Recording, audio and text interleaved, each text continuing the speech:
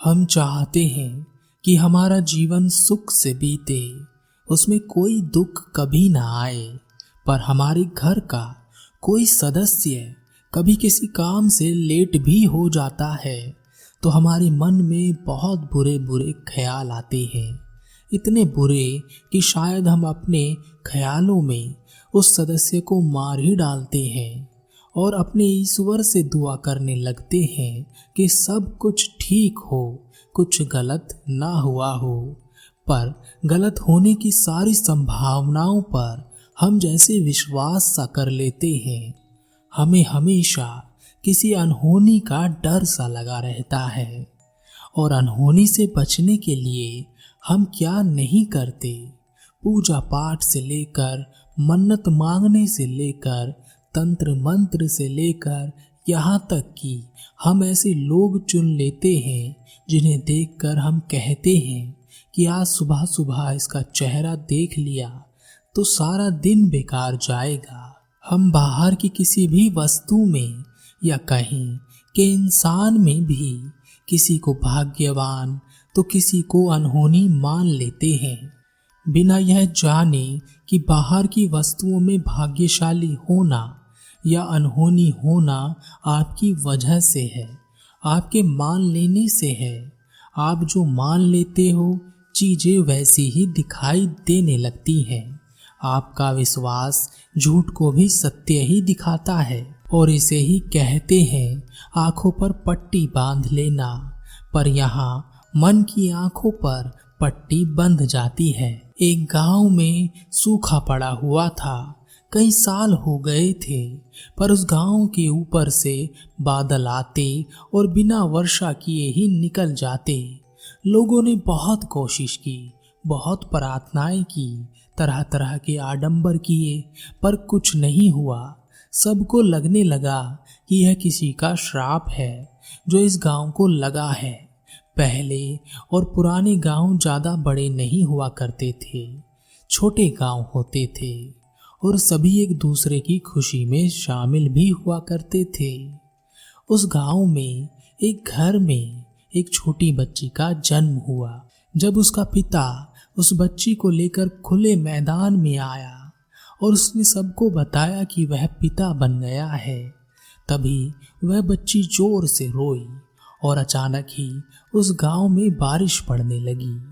सारे गांव वाले खुशी के मारे नाच पड़े। उन्होंने उस लड़की का नाम भाग्यशाली रख दिया। सब उसे उस गांव की देवी मानने लगे। हर शुभ काम उस लड़की के हाथों से ही होता। धीरे धीरे समय बीतता चला गया और 18 साल बीत गए। लड़की अब 18 साल की थी। एक बार फिर से उस गांव में सूखा पड़ा। लोगों ने उस लड़की से विनती की कि वह बारिश करा दे। उन्होंने कहा, हे देवी, क्या आप हमसे रुष्ट हो गई हैं? हम आपके बच्चे हैं, हम पर कृपा करें और बारिश करा दें।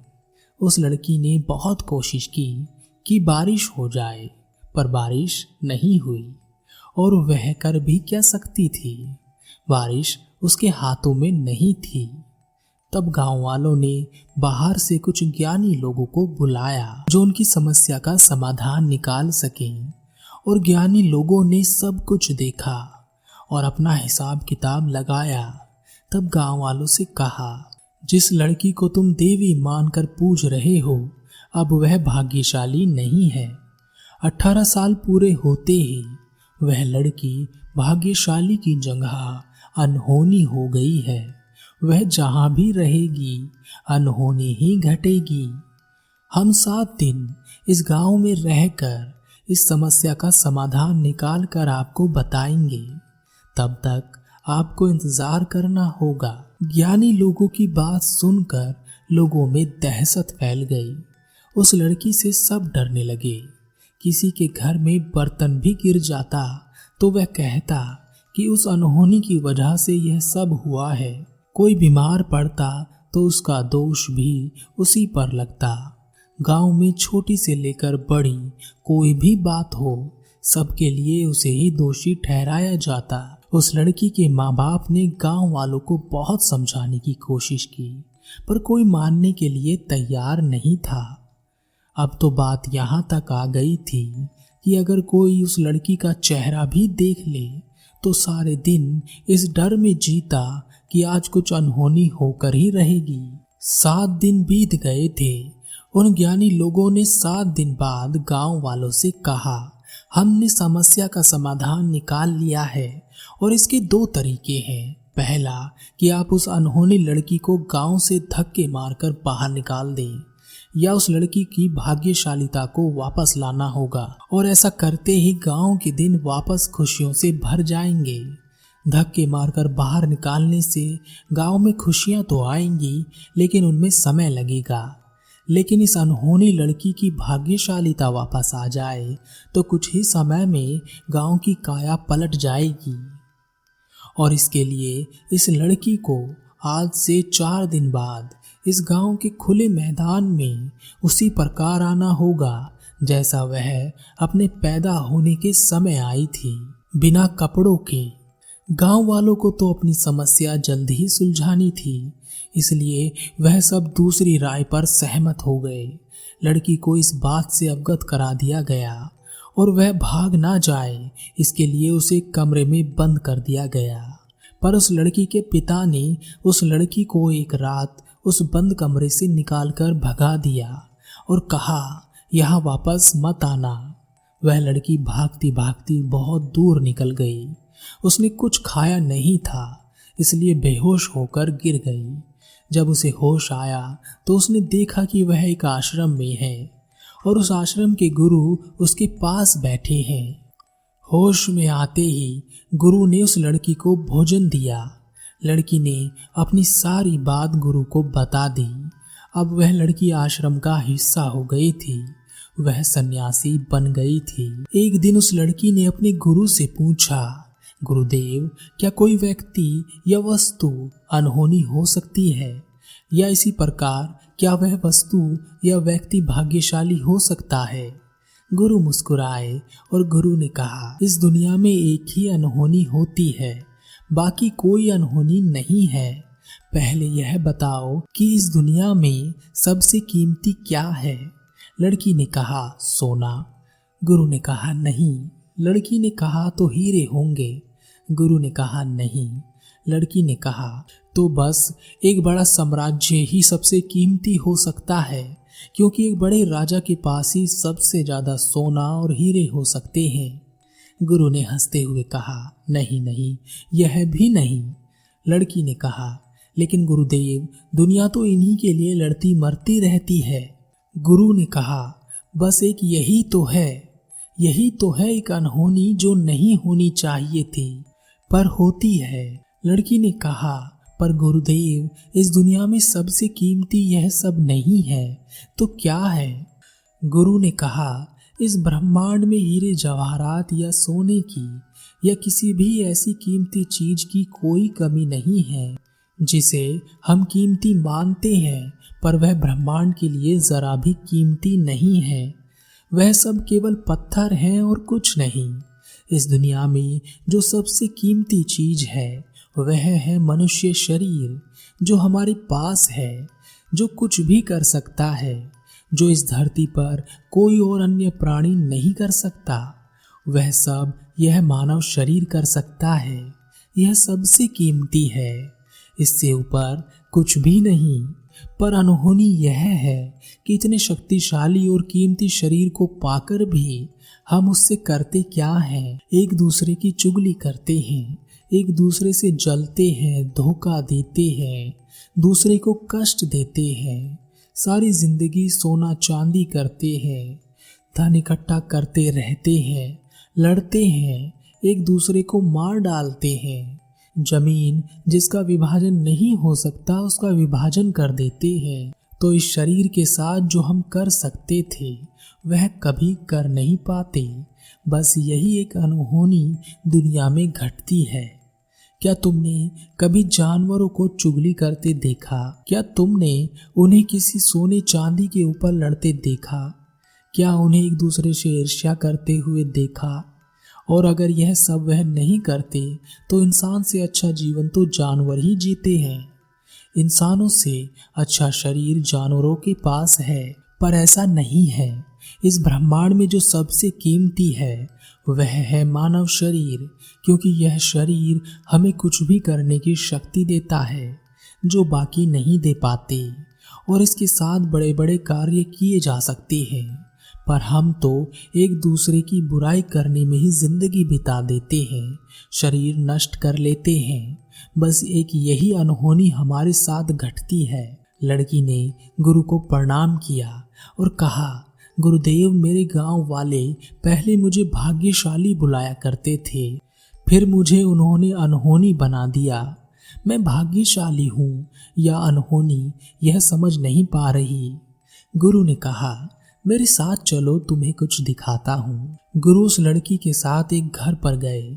उस घर के मालिक ने गुरु को देखते ही प्रणाम किया और कहा, गुरुदेव, आप ऐसे ही रोज आ जाया कीजिए। आप जिस दिन भी मेरे घर आते हैं उस दिन मेरे साथ कुछ ना कुछ अच्छा होता ही है। आप मेरे लिए बहुत भाग्यशाली हैं। उस व्यक्ति ने गुरु और उस लड़की को भोजन कराया। उसके बाद गुरु उस लड़की के साथ एक दूसरे गांव गए।